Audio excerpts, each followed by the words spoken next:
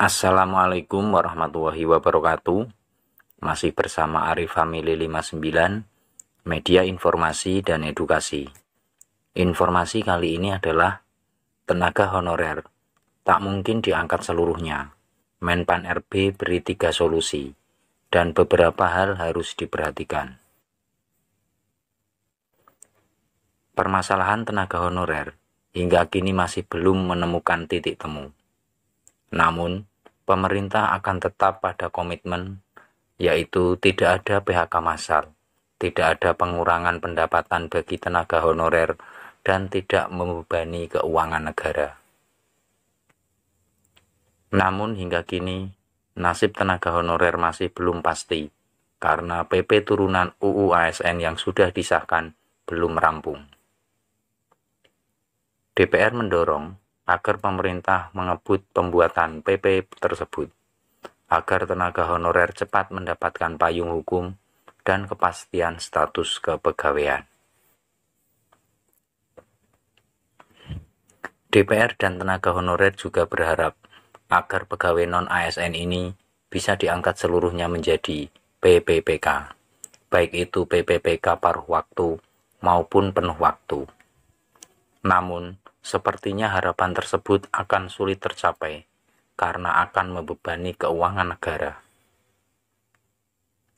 Kendati demikian, Menpan RB memiliki 3 solusi untuk para honorer, yaitu 1.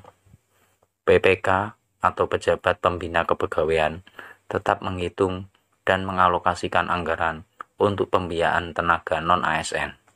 Honorer sudah terdaftar dalam basis data BKN. 2. Tetap mengalokasikan pembiayaan tenaga non-ASN honorer dengan tidak mengurangi pendapatan yang diterima selama ini. 3. PPK, pejabat pembina kepegawaian dan pejabat lain dilarang mengangkat pegawai non-ASN dan atau non-PPPK atau honorer untuk mengisi jabatan ASN atau tenaga non-ASN lainnya. Menpan RB telah menaikkan solusi tersebut pada 25 Juli 2023 dan untuk opsi terakhir telah ditegaskan dalam UU ASN. Selain 3 solusi ini, ada beberapa hal yang perlu diperhatikan agar tenaga honorer bisa diangkat langsung menjadi ASN yang tertuang dalam UU ASN. 1. Batas usia. Untuk tenaga honorer yang ingin diangkat sebagai PPPK, maksimal usia 46 tahun, sedangkan usia minimal adalah 19 tahun. 2. Masa kerja. Masa kerja minimal 5 tahun sudah bisa jadi PPPK. 3. Syarat khusus untuk tenaga honorer dokter. Tenaga honorer dengan profesi dokter ialah sudah menyelesaikan atau sedang menjalankan tugas wajib, bersedia bekerja pada fasilitas pelayanan kesehatan di daerah terpencil, tertinggal, serta perbatasan. Syarat lainnya juga yaitu bersedia tugas di tempat yang tidak diminati sekurang-kurangnya 5 tahun. 4. Tenaga ahli tertentu.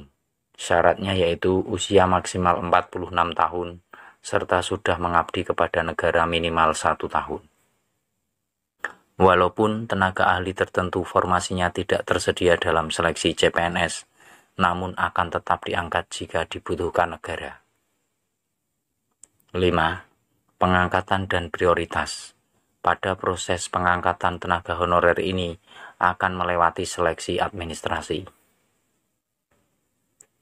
Kemudian juga diprioritaskan bagi honorer yang sudah mempunyai masa kerja lebih lama atau juga bisa melihat pada usianya yang menjelang 46 tahun. Terima kasih. Itulah informasi tentang tenaga honorer tidak mungkin diangkat seluruhnya. Menpan RB berikan 3 solusi dan beberapa hal harus diperhatikan. Assalamualaikum warahmatullahi wabarakatuh.